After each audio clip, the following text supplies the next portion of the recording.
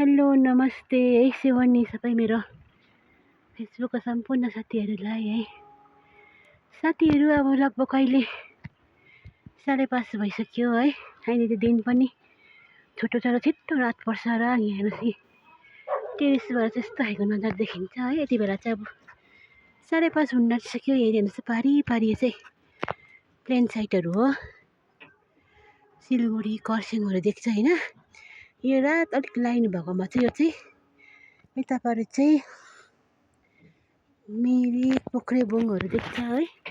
यो चाहिँ हाम्रो भन्दिङ हो। हेर्नुहोस् बेलुकाको चाहिँ नजारा यस्तो छ है, हेर्नुभयो होला है तपाईँहरूले। यति दामी देख्छ है। यहाँबाट अब तपाईँलाई यहाँबाट चाहिँ म स्टार्लिङ देखाइदिन्छु ल। स्टार्लिङ चाहिँ यस्तो छ है। यो चाहिँ स्टार्लिङ होटल हो। जुम मेरो त्यति राम्रो उयो छैन, क्लियर छैन त्यति राम्रो मेरो क्यामेरा है। यहाँ हाम्रो गाउँ चाहिँ रातिको चाहिँ यस्तो चाहिँ नजाराहरू। यहाँ माथि चाहिँ टावरहरू छ हो, मोबाइल टावरहरू छ।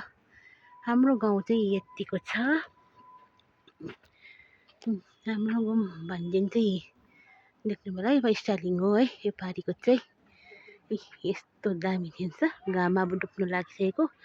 अहिले त छिट्टो रात पर्छ, दिन छोटो भएकोले गर्दा। यहाँ अँधेरा एसबिआई गोदामहरू छ, दामी देखिरहेको छ। देख्नुभयो होला नि,